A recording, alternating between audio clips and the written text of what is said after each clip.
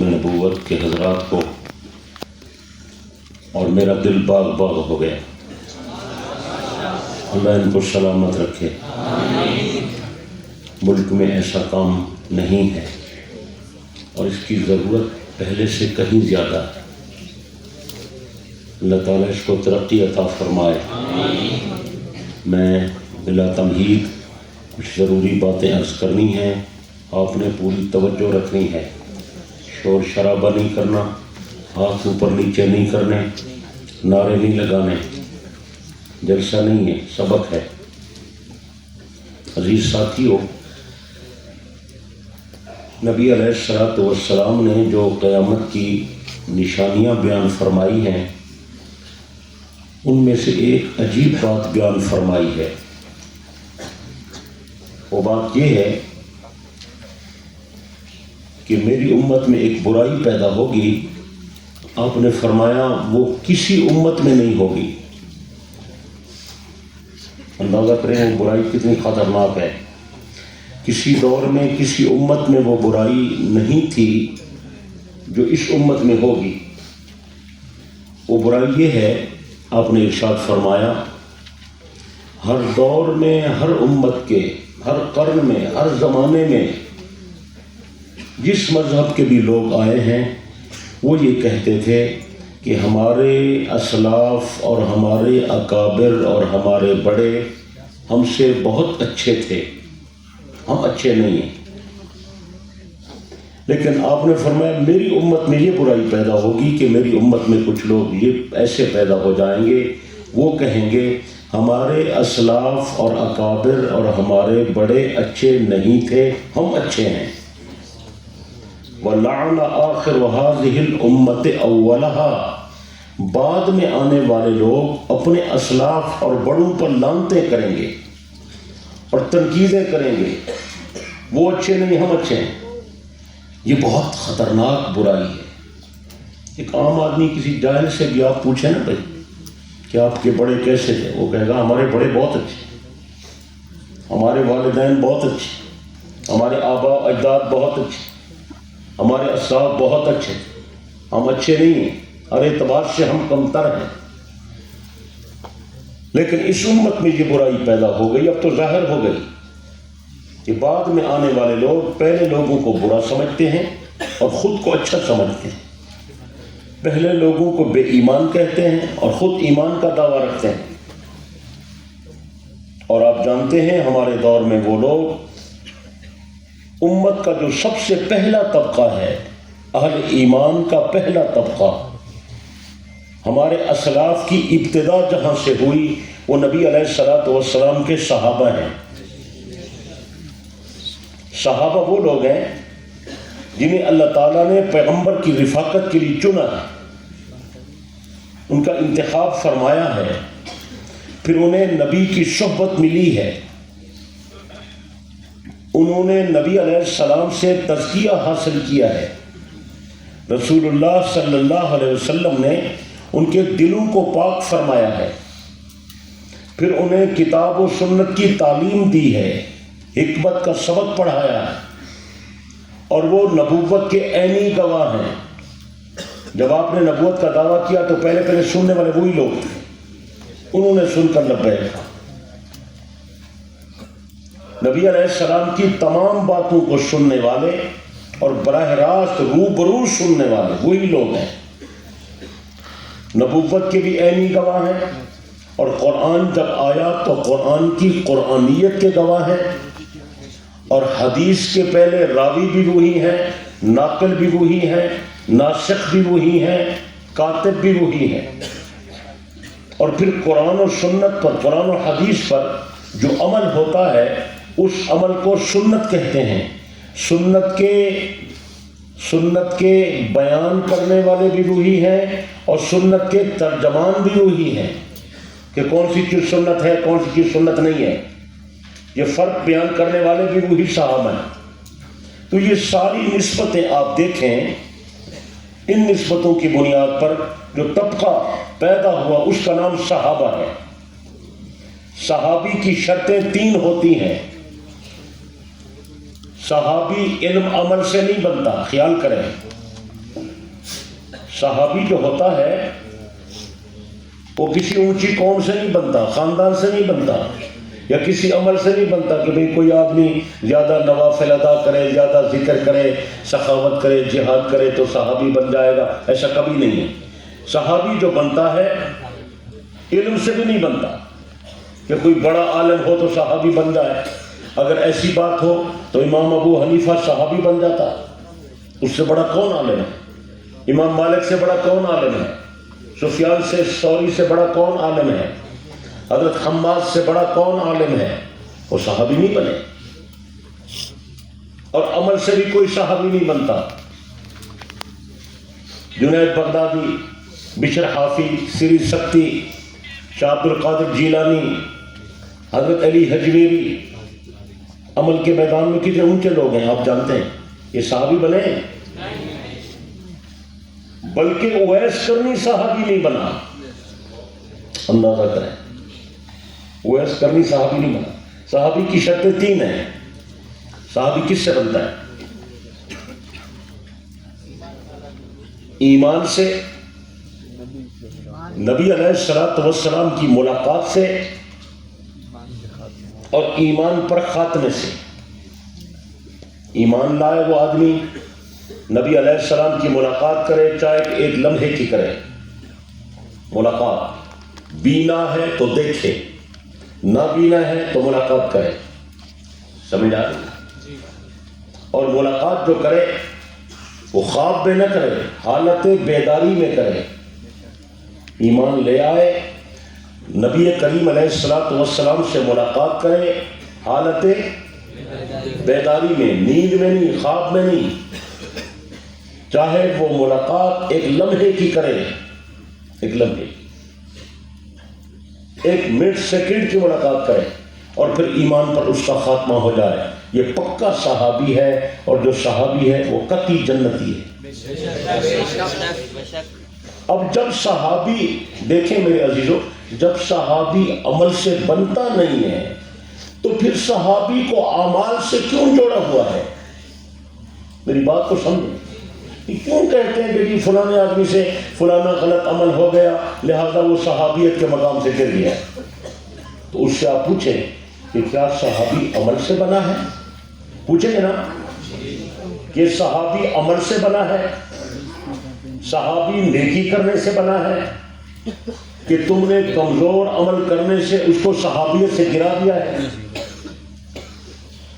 تو اس سے بتاؤ کہ تمہارا علم ناقص ہے۔ اپنے بڑوں کی تحقیقات کو پڑھو، محدثین کے ضابطوں کو دیکھو، اصول حدیث کا ضابطہ ہے۔ صحابہ کا جو کمال ہے وہ ان کے اعمال پر مبنی نہیں ہے، صحابہ کا کمال ان کے اعمال پر مبنی، نہ نیکی سے اونچے عمل سے کوئی صحابی بنتا ہے، نہ کسی کمزور عمل سے کوئی صحابیت کے مقام سے گرتا ہے، سمجھ آئے؟ صحابی تو بنتا ہے پیغمبر کی نسبت سے، نبی علیہ السلام کی نسبت جسے مل گئی وہ صحابی ہے۔ صحابی صحبت سے ہے، پیغمبر کی صحبت اٹھانے والا، تو جو صحابی ہے وہ قطعی جنتی ہے۔ باقی ہو سکتا ہے میرے جانے کے بعد آپ سے کوئی یہ سوال کر لے کہ جی جب صحابی عمل سے نہیں بنتا تو پھر اعمال کا تو فائدہ نہیں ہے۔ نہیں، اعمال کا فائدہ ہے، اعمال کا کام دوسرا ہے، اچھی طرح سمجھ لیں۔ اعمال سے صحابی بنتا نہیں ہے، لیکن عمل سے صحابی کا رتبہ بڑا ہوتا ہے۔ اعمال سے درجات اور مراتب پیدا ہوتے ہیں، جو پہلے آئے گا اس کا درجہ زیادہ ہوگا، جو نیکی زیادہ کر لے گا اس کو مقام زیادہ مل جائے گا، جو پہلے خرچ کرے گا اس کو زیادہ ثواب ملے گا، جو پہلے جہاد کرے گا اس کی نیکیاں بڑھ جائیں گی۔ بات سمجھ آئیے نا؟ حضرت ابوبکر صدیق رضی اللہ عنہ کو اس لیے مقام زیادہ مل گیا، ہے تو ابوبکر بھی صحابی، اور ہے تو ابو ہریرہ بھی صحابی، ہے تو معاویہ بھی صحابی، لیکن ابوبکر کو مقام زیادہ اس لیے مل گیا کہ وہ پہلے آیا وہ سبقت لے گیا، اس نے پہلے خرچ کیا، اس نے پہلے جہاد کیا، اس نے پہلے پیغمبر کی نصرت اور امداد کی، اس کی نیکیاں بڑھ گئیں تو صحابیت میں اس کا رتبہ بڑھ گیا۔ بات سمجھ آ رہی ہے؟ تو اعمال سے مراتب طے ہوتے ہیں، اعمال سے صحابی بنتا نہیں ہے، اور نہ ہی کسی کمزور عمل سے کوئی آدمی صحابیت سے گرتا ہے۔ بلکہ آپ کو ایک اور بات بتاتا ہوں، آپ نے پوری توجہ رکھنی ہے۔ توجہ ہے؟ کوئی ساتھی سویا ہوا تو نہیں ہے؟ ساتھ والے ساتھی کے کندھے پر ہاتھ پھیرے تاکہ وہ بیدار ہو جائے، لیکن ہاتھ کندھے پر پھیرنا ہے، جیب پر نہیں پھیرنا۔ ہاں، خیال کرنا ہے بھائی، ہر قسم کے لوگ ہوتے ہیں، جیب پر آپ پھیر دیتے ہیں۔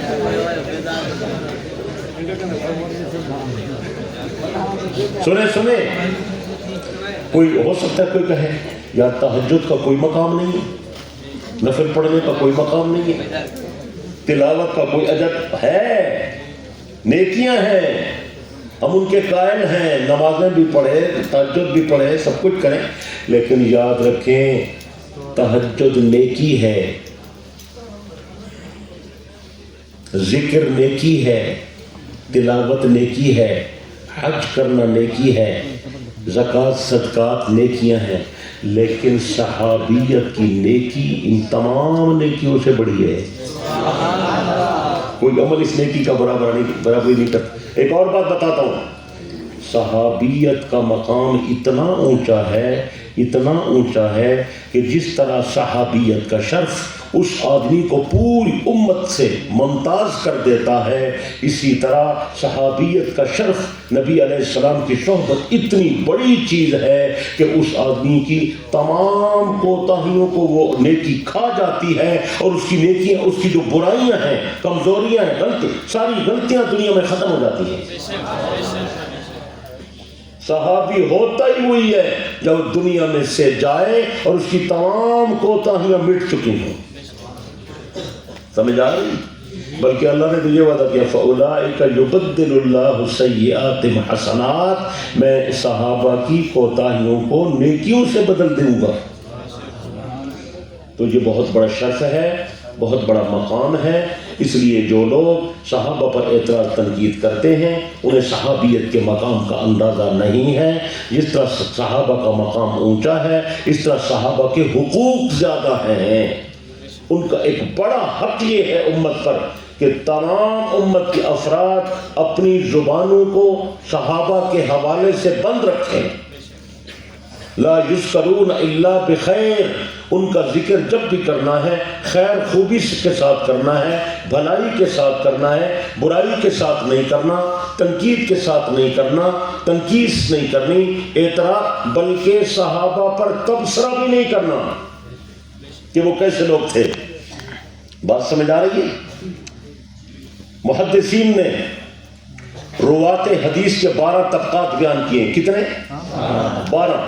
ہر درجے میں جو بھی راوی آتا ہے اس پر وہ تنقید کرتے ہیں، یہ کون ہے، اس کا باپ کون ہے، یہ کہاں پڑھا، جوانی کیسی، شباب کیسا، بڑھاپا کیسا، اس کے اعمال کیسے تھے، یہ سچ بولتا تھا، نہیں بولتا تھا، سچا ہے، جھوٹا ہے، شیخہ ہے، معتبر ہے، مدلس ہے، کاذب ہے، یہ ساری تنقید کرتے ہیں۔ تنقید کا معنی ہوتا ہے چھان پھٹک، اس کو پرکھتے ہیں کہ یہ آدمی کیسا ہے، پرکھنے کے بعد فیصلہ کرتے ہیں کہ اس آدمی کی روایت لی جائے گی یا نہیں لی جائے گی۔ تمام طبقات میں چھان پھٹک چلتی ہے، 1 2 3 4 5 سارے 11 طبقات جو ہیں سب کی چھان پھٹک ہوتی ہے، تحقیق ہوتی ہے، تفتیش ہوتی ہے، تنقید ہوتی ہے۔ جب بھی سند حدیث میں راوی کہتا ہے ان ابی ہریرہ رضی اللہ، بس محدثین تنقید کے ہتھیار پھینک دیتے ہیں، وہ کہتے ہیں نبی کا صحابی آیا ہے، یہ تحقیق و تفتیش سے مبرہ ہے، اس کی روایت قبول ہے۔ سبحان اللہ۔ سمجھ آ رہی؟ ایک اور بات بتاتا ہوں، ہے وہ علمی بات، میں آپ کو بتا دیتا ہوں، علماء کو فائدہ ہوگا، بتا دوں؟ جی۔ صحابہ کرام رضوان اللہ علیہم اجمعین کو بہت سارے مقامات حاصل ہیں، بہت سارے شرف حاصل ہیں کہ وہ صحابی ہیں، وہ قطعی ہیں، وہ امت کے پہلے اولیاء ہیں، اور وہ اللہ تعالیٰ کی رضامندی کے حقدار ہیں، رضی اللہ عنہم و رضوا عنہ کا تمغہ ان کے لیے آیا ہے۔ یہ ساری بشارتیں آپ سن چکے ہیں، علماء آپ کو سناتے رہتے ہیں، میں اس طرف نہیں جاتا۔ میں فضائل کی بات نہیں کر رہا، میں مقام صحابہ کی بات کر رہا ہوں۔ فضائل صحابہ اور ہیں، مناقب صحابہ اور ہیں، اور مقام صحابہ اور ہے۔ میں صحابہ کے مقام کی بات کر رہا ہوں۔ میری بات سمجھ آ رہی ہے یا نہیں سمجھ آ رہی؟ صحابہ کرام رضوان اللہ علیہم اجمعین کو ایک ایسا مقام حاصل ہے، ایسا مقام حاصل ہے جو امت میں کسی کو حاصل نہیں، اور وہ مقام ایسا ہے، اس مقام کا عوام نہیں، عام واعظ مولوی نہیں، نعت خواہ نہیں، ادیب نہیں، عام لوگوں کی بات نہیں کر رہا میں، خواص میں بھی بہت کم لوگوں کو علم ہے۔ وہ بات بتانا چاہتا ہوں، اگر آپ سمجھ سکیں تو میں بتا دوں، ورنہ نہیں بتاتا۔ تو بات علمی نوعیت کی ہے، بات بڑی خوب کی ہے۔ آپ بات جو ہے نا میرے پاس پہلی دفعہ آئے ہیں، اچھا تو کبھی ملے نہیں، پھر ملاقات نہیں ہوئی۔ مفتی چلے ماشاء اللہ، چلو میرے پاس بیٹھنا، کوئی غلطی ہو جائے میری اصلاح تو کریں گے نا۔ صحابہ کو ایک مقام حاصل ہے، وہ مقام امت میں کسی کو حاصل نہیں ہے۔ وہ مقام کیا ہے؟ وہ مقام یہ ہے، توجہ میری طرف پوری توجہ، وہ مقام یہ ہے کہ صحابی نے جو حدیث خود نبی علیہ السلام کی زبان مبارک سے نکلی ہوئی اپنے کان سے سنی، پیغمبر کے سامنے بیٹھ کر آپ کی زبان اقدس سے جو جملے نکلے اور وہ صحابی کی سماعت سے ٹکرائے، صحابی نے اس کو روبرو اپنے آقا سے سنا، یار بڑا شرف ہے، بہت بڑا شرف ہے، اللہ اکبر کبیرہ، کیا کہوں، نہیں زبان الفاظ بیان نہیں کر سکتے، ایسی شان ہے۔ تو صحابی نے جب وہ بات اپنے آقا سے سامنے بیٹھ کر آپ کی زبان رسالت سے سنی، روبرو، درمیان میں واسطہ کوئی نہیں، وہ صحابی کی وہ حدیث اسی طرح پکی، اسی طرح یقینی اور اسی طرح قطعی ہے جیسے قرآن قطعی ہے۔ تو بات سمجھ آئی؟ وہ ایسے قطعی ہے جیسے قرآن قطعی ہے۔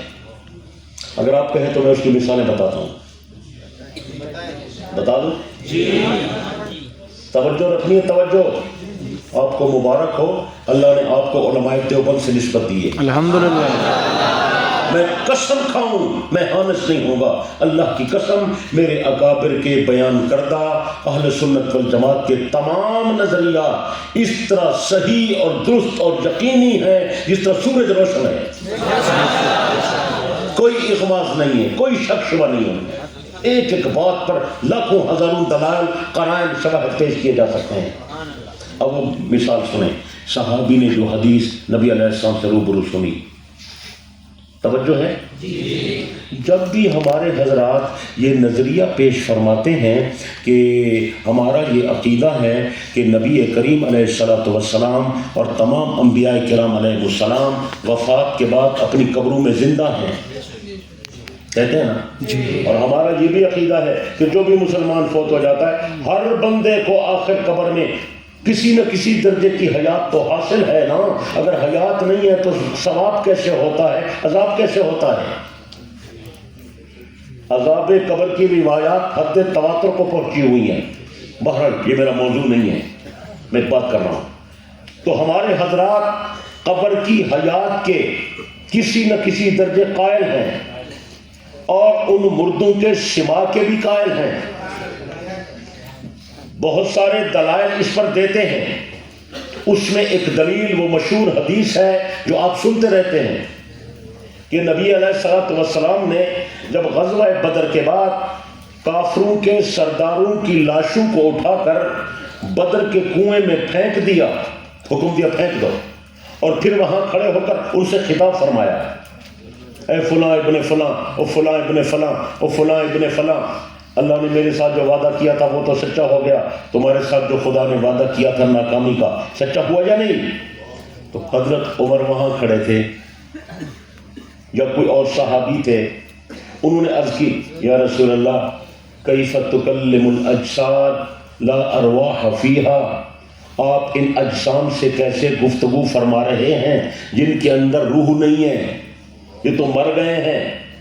تو آپ نے فرمایا عمر یہ تجھ سے زیادہ سنتے ہیں لیکن جواب نہیں دے سکتے، یہ ہے نا حدیث بخاری میں ہے، مشکات میں، ساری کتابوں میں ہے۔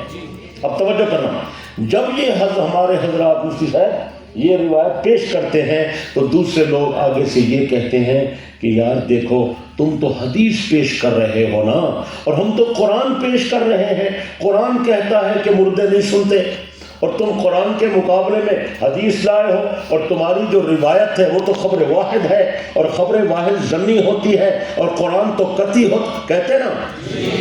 میں اس کا آپ کو جواب بتانا چاہتا ہوں جو آپ کو کسی نے نہیں بتایا، اور میں نے کہا جناب یہ موضوع نہیں ہے میرا، میں اپنے موضوع پر واپس جا رہا ہوں، لیکن میری بات کو خدارت توجہ سے سنو۔ اس حدیث کے راوی عبداللہ ابن عمر ہیں۔ کون ہے؟ بولو کون ہے؟ اندر بات کرنے والے عمر ہیں۔ عمر کو پیغمبر نے فرمایا، جب پیغمبر نے عمر کو فرمایا کہ یہ تجھ سے زیادہ سنتے ہیں، تو ان سے زیادہ نہیں سنتا، تو عمر کے حق میں پیغمبر کے یہ الفاظ قطعی بن گئے۔ نہیں سمجھ آئی؟ بالکل۔ اور میں نے بتایا صحابی کی حدیث قطعی ہوتی ہے، اور دوسری بات اس حدیث کے راوی ابن عمر ہیں، اور حضرت ابن عمر نے یہ حدیث پیغمبر سے سنی، تو ابن عمر کے حق میں بھی یہ حدیث قطعی بن گئی۔ اور ادھر تمہارے کہنے پر کہ وہ آیت قطعی ہے، تو میں نے کہا اگر مان لیا جائے کہ وہ تمہارا مسئلہ قرآن کی نصوص قطعیہ سے ثابت ہے، تو ہمارا یہ مسئلہ بھی نص قطعی سے ثابت ہے، تو قطعی کا قطعی کے ساتھ مقابلہ ہو گیا، تو قطعی کا قطعی کے ساتھ تخصیص ہو رہی ہے، اور قطعی کی ضمنی سے تخصیص نہیں ہو رہی۔ اپنی بات سمجھ آئی؟ جی جی۔ صحابی کی حدیث کیا ہوتی ہے؟ دوسری مثال دیتا ہوں، اے توجہ توجہ، پھر شاید ملاقات نہ ہو، شاید زندگی نہ وفا کرے۔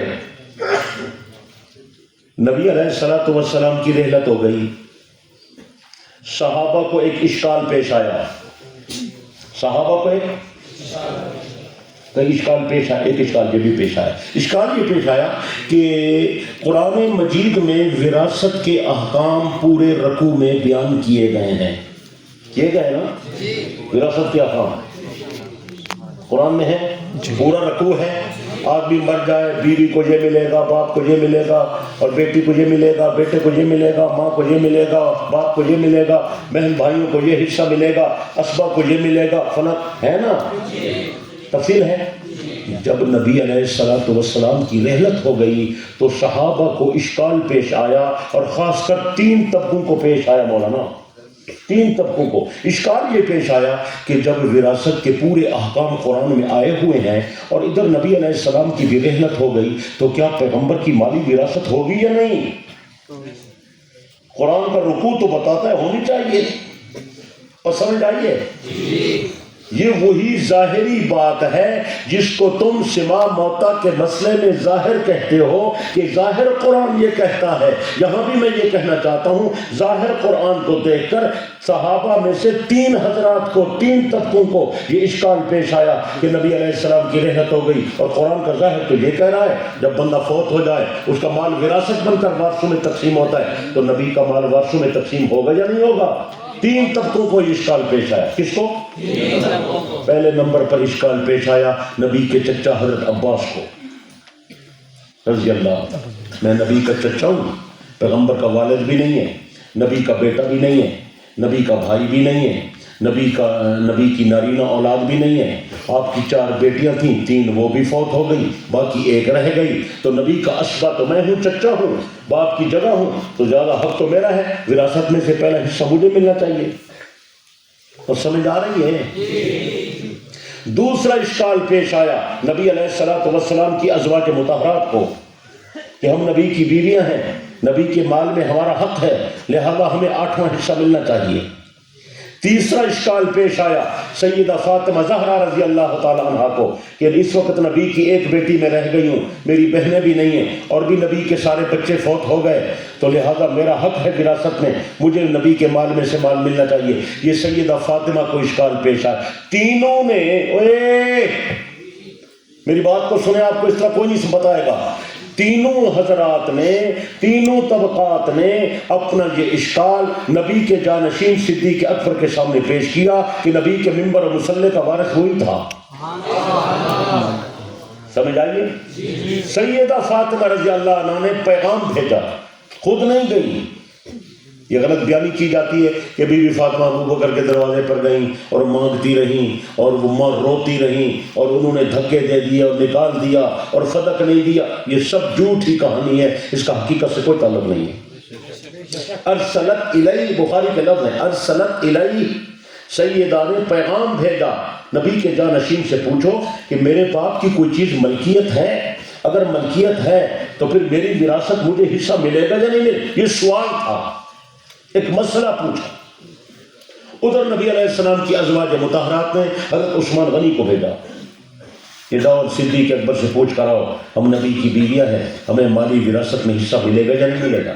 اور حضرت عباس نے خود صدیق اکبر سے بات کی کہ میں نبی کا چچا ہوں، مجھے مال ملے گا۔ تینوں کے جواب میں سیدنا صدیق اکبر رضی اللہ عنہ نے پیغمبر کا فرمان پیش کیا۔ آپ نے فرمایا اس کا فیصلہ تو پیغمبر پہلے خود کر چکے ہیں، اِنَّا مَعَاشَرُ الْأَنْبِيَاء، آپ نے فرمایا ہم نبیوں کی جماعت ہیں، لا نورث، ہم اپنا وارث چھوڑتے نہیں ہیں، ما ترکنا فهو صدقۃ، ہم جو کچھ چھوڑ کر جائیں وہ اللہ کے نام پر وقف ہوتا ہے، نبی کا سارا مال اللہ کے نام پر وقف ہے، تمہیں اگر خرچے کی ضرورت ہے تو فدق کی آمدنی سے تمہیں خرچہ ملتا رہے گا جیسے پیغمبر تمہیں دیتے تھے۔ میں پیغمبر کے فیصلے کو نہیں بدل سکتا، لیکن مال فدق کی، فدق کے باغ کی، فدق کے قریہ کی جو ملکیت ہے وہ تمہیں نہیں ملے گی۔ نبی کا مال نہیں ہوتا، اللہ کا مال ہوتا ہے۔ سمجھ آئیے؟ اشکال میں اپنے اس موضوع کو بعد میں چھیڑوں گا، صرف یہاں یہ بات سمجھے جو میں کر رہا ہوں ابھی، سمجھے۔ اشکال کیا جاتا ہے کہ وراثت کے احکام تو قرآن کی نصوص قطعیہ میں ہیں اور تم اس کے مقابلے میں وہ حدیث پیش کرتے ہو صدیق اکبر کی جو ضمنی ہے، خبر واحد ہے، تو خبر واحد سے نصوص قطعیہ پر زیادتی تو جائز نہیں ہے۔ اشکال سمجھ آیا؟ جی۔ تو ہم نے انہیں کہا او عقل کے اندھو، تمہیں بات سمجھ نہیں آئی، جس طرح قرآن قطعی ہوتا ہے صحابی کے حق میں پیغمبر کی حدیث قطعی ہوتی ہے۔ صدیق اکبر نے جو حدیث پیش کی ان کے حق میں وہ قطعی تھی، اس لیے کہ انہوں نے وہ حدیث پیغمبر کے روبرو سنی ہے، آپ کے سامنے سے سنی ہے، آپ کی زبان اقدس سے سنی ہے، اپنے کانوں سے سنی ہے، درمیان میں کوئی اور واسطہ نہیں ہے۔ صدیق اکبر کے حق میں یہ حدیث ضمنی نہیں ہے بلکہ ایسے قطعی ہے جیسے قرآن قطعی ہے، جس زبان سے قرآن نکلا ہے اسی زبان سے یہ حدیث نکلی ہے، وہ بھی قطعی ہے، یہ بھی قطعی ہے۔ اب قطعی سے قطعی کی زیادتی ہو رہی ہے، یہ بالکل جائز ہے، غلط نہیں ہے۔ تو میں جو بات سمجھانا چاہ رہا تھا کہ صحابہ کو یہ مقام حاصل ہے کہ ان کی حدیثیں قطعی ہوتی ہیں، تو یہ مقام امت میں اور کسی کو حاصل نہیں ہے۔ آپ بتائیں امت میں سے کوئی آدمی صحابہ کے اس مقام کی برابری کر سکتا ہے؟ یہ نقطہ سمجھ آیا؟ جی۔ بعد میں اس کو لکھ لینا کہیں کاپی میں، اور لکھو گے، بولتے نہیں ہو۔ میں نے بھی اپنی کتاب میں اس کو لکھا ہے۔ میری کتابیں اگر آپ لیں گے تو آپ کو بہت قیمتی تحفے ملیں گے اور بڑے نکات ملیں گے جو عام کتابوں میں نہیں ملتے۔ ہم نے اس بات کا عزم کر رکھا ہے، تقریر کرنی ہے نظریات پر، تحریر لکھنی ہے نظریات پر۔ مواعظ بہت ہو گئے، خطبے بہت ہو گئے، تقریریں بہت ہو گئیں، اصلاحیں بہت ہو گئیں، اور ذکر بہت ہو گئے، اور جناب محفلیں بہت ہو گئیں، نعت خوانیاں بہت ہو گئیں، بہت باتیں ہو گئیں۔ نہیں ہوا تو عقیدے کا کام نہیں ہوا۔ اور بنیاد عقیدہ ہے. عقیدہ صحیح ہوگا نماز قبول ہوگی, عقیدہ صحیح ہوگا روزہ قبول ہوگا, عقیدہ صحیح ہوگا حج قبول ہوگا, عقیدہ صحیح ہوگا داڑھی قبول ہوگی, عقیدہ صحیح ہوگا تبلیغ قبول ہوگی, عقیدہ صحیح ہوگا جہاد قبول ہوگا. اگر عقیدہ صحیح نہیں ہوا پھر ناراض نہیں ہونا, کچھ قبول نہیں ہوگا. کوشش کریں گے عقائد پر کام کریں گے اور نظریات کو پھیلائیں گے. خدا کام کرو, عقائد مظلوم ہیں اور لوگوں نے توہمات اور خیالات اور اپنے فرسودہ باتیں بنا بنا کر امت کا دماغ خراب کر دیا ہے. آپ کو اس لیے بلایا ہے آپ عقائد جہاں سیکھیں اور عقائد کا جا کر پرچار کریں اور درس دیں تو عقیدے پر, تقریر کریں تو عقیدے پر, جمعہ پڑھائیں تو عقیدے پر, بیان کریں تو عقیدے پر, سبق پڑھائیں تو عقیدے پر, اور تعلیم کریں تو عقیدے کی. اور کریں گے یا نہیں کریں گے؟ اللہ آپ کو توفیق عطا فرمائے. تو میں صحابہ کے مقام کی بات عرض کر رہا ہوں. صحابہ کا مقام بہت اونچا ہے. صحابہ تنقید سے مبرہ ہیں, صحابہ تحقیق سے پاک ہیں, صحابہ کو تحقیق کی ضرورت نہیں ہے. اللہ نے ان کی تحقیق کر کے ان کا فیصلہ سنا دیا ہے. اولئک هم المؤمنون حقا, یہ پکے سچے مومن ہیں. وَكُلًّا وَعَدَ اللَّهُ الْحُسْنَى, اللہ نے ان کے ساتھ جنت کا وعدہ کر رکھا ہے. اللہ نے ان کی کوتاہیوں کو نیکیوں سے بدل دیا ہے. اور صحابہ کا ایک مقام اور ہے اور بات قابل غور ہے. وہ مقام یہ ہے انبیاء معصوم ہوتے ہیں لیکن صحابہ محفوظ ہوتے ہیں. کیا ہوتے ہیں؟ محفوظ. اور معصوم اور محفوظ کا فرق کیا ہے؟ میں فرق بتاؤں گا بالکل آسان. معصوم کیا ہوتا ہے اور محفوظ؟ معصوم وہ ہوتا ہے جس سے گناہ ہوتا نہیں ہے. اللہ اس کی ایسی حفاظت فرماتا ہے کہ گناہ ان کے قریب نہیں جاتا. یہ نبیوں کا منصب ہے. نبی معصوم ہوتے ہیں, نبی کے علاوہ کوئی معصوم نہیں ہے. بولو نبی کے علاوہ کوئی معصوم نہیں ہے. کچھ لوگوں نے 12 اماموں کو معصوم بنایا ہوا ہے. اصل میں یہ نبوت کا عہدہ گرانا چاہتے ہیں, نبوت کی شان کم کرنا چاہتے ہیں, اور ان کا عقیدہ ہے ہمارے اماموں کا رتبہ نبیوں سے زیادہ ہے.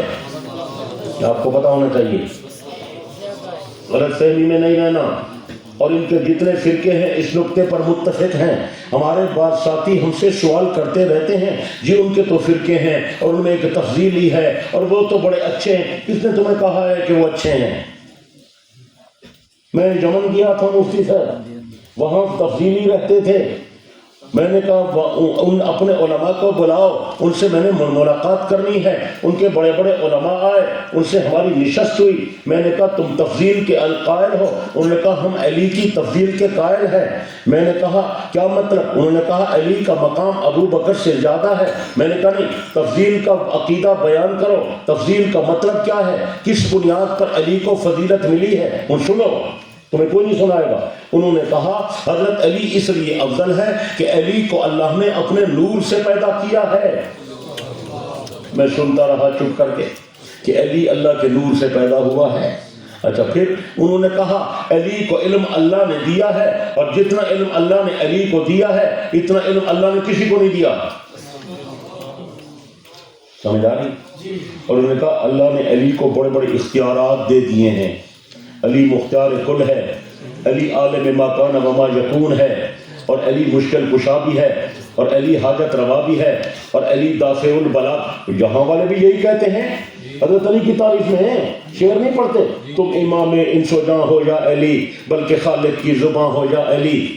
تم ید اللہ بے گماں ہو یا علی, بلکہ خالق کی زباں ہو یا علی.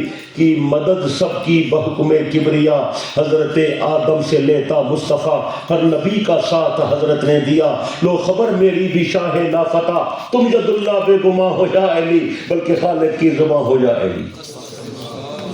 یہ پڑھتے ہیں نا آپ سنتے نہیں ہیں نا, غور نہیں کرتے, یہ پڑھتے رہتے ہیں. آدم کا کہیں نام نہ تھا جب سے علی ہے, یعنی آدم پیدا نہیں ہوا تھا ابھی, آدم کا کہیں نام نہ تھا جب سے علی ہے. اس نام کی تسبیح تو فرشتوں نے پڑھی ہے, تخلیق کے خالق نے جب خلق کیا تھا اس وقت یہ مشورہ حیدر سے لیا تھا.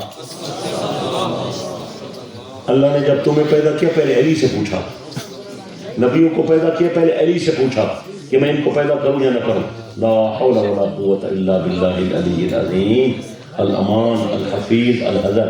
میں نے کہا اگر عیسائی یہ کہے کہ عیسیٰ اللہ کے نور سے نکلا ہے، اللہ کی روح ہے، تو تم کہتے ہو وہ مشرک ہے، اور تم کہتے ہو کہ بھئی عیسیٰ اگر اللہ کی روح بن جائے، عیسیٰ اگر اللہ کے نور سے پیدا ہو جائے تو شرک ہو جائے گا، اور اگر علی اللہ کے نور سے پیدا ہو جائے تو پھر شرک نہیں ہوگا.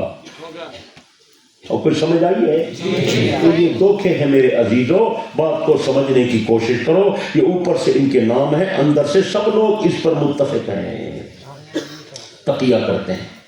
تو میں بات کیا بتا رہا تھا؟ معصوم کون ہوتا ہے؟ معصوم وہ ہوتا ہے اللہ.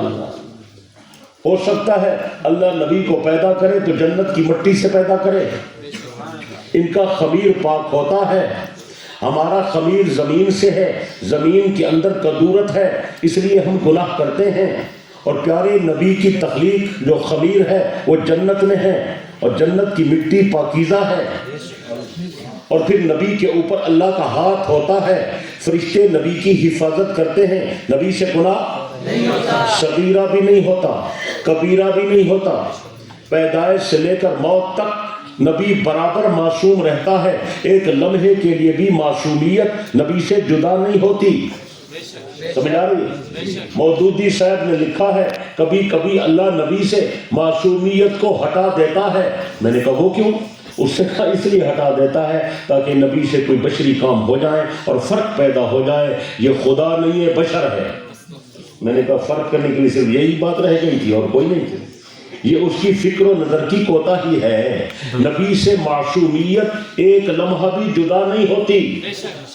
نبی ہمیشہ، بلکہ نبی تو نیند میں سویا رہے تو نیند میں بھی معصوم ہوتا ہے. نبی بچپن میں اگر جنگل میں بکریاں چرائے تو پھر بھی معصوم ہوتا ہے. لڑکپن میں بھی معصوم ہوتا ہے، جوانی میں بھی معصوم ہوتا ہے، اور شباب میں بھی معصوم ہوتا ہے، اور اعلان نبوت کے بعد تو ویسے معصوم ہوتا ہے. اور سمجھ آ رہی ہے یا نہیں سمجھ آ رہی؟ سبحان اللہ. نبی کی شان بڑی نرالی ہے. معصوم کا معنی سمجھیں. معصوم کا معنی کیا ہے؟ معصوم کا معنی یہ ہے کہ اس سے گناہ نہیں ہوتا. معصوم کا معنی یہ ہے کہ دین کے احکامات کی نبی سے خلاف ورزی نہیں ہوتی. معصومیت کا معنی یہ ہے اللہ تعالیٰ کی حکم عدولی نہیں ہوتی، نافرمانی پیغمبر نہیں کرتا، نبی سے گناہ ہو نہیں سکتا. لیکن ایک بات یاد رکھنی ہے، نبی کے اندر گناہ کرنے کی قدرت ہوتی ہے. قدرت ہوتی ہے، کر سکتا ہے اگر کرنا چاہے. اگر قدرت نہ ہو، توجہ، اگر نبی کے اندر خدا وہ گناہ کرنے کی قدرت بھی سلب کر لے تو پھر نبی میں اور فرشتے میں فرق کیا رہے گا؟ فرشتے میں اور نبی میں فرق یہی ہے کہ فرشتے کے اندر گناہ کرنے کی قدرت ہی نہیں ہوتی. فرشتہ روٹی نہیں کھاتا، اس کو بھوک ہی نہیں لگتی. فرشتہ گناہ نہیں کرتا، اس میں گناہ کرنے کی سکت ہی نہیں ہے. سمجھ آ رہی ہے؟ ایک فرشتہ کہے کہ جی ہمارا بڑا کمال ہے، ہم نے روزے رکھے ہوئے. میں نے کہا وہ کیسے؟ کہا ہم روٹی نہیں کھاتے. کمال ہے. انہیں تو بھوک لگتی نہیں ہے، پیاس لگتی نہیں ہے، خواہش ہے ہی نہیں ان کے اندر. کیا خیال ہے؟ نبی چونکہ انسان ہوتا ہے اس لیے نبی کے اندر تمام قسم کی قدرتیں ہوتی ہیں اور وہ سکت ہوتی ہے. نبی چاہے گناہ کرنا تو گناہ کر سکتا ہے لیکن پھر بھی گناہ نہیں کرتا. اسی سے فرق پیدا ہوتا ہے. فرشتہ گناہ نہیں کرتا کہ وہ کر ہی نہیں سکتا، نبی گناہ نہیں کرتا کہ وہ کر سکتا ہے اور پھر نہیں کرتا. تو اس سے نبوت کی معصومیت فرشتوں سے اونچی ہو گئی نا. بولو یار. تو یہ معصومیت ہے. یہ کیا ہے؟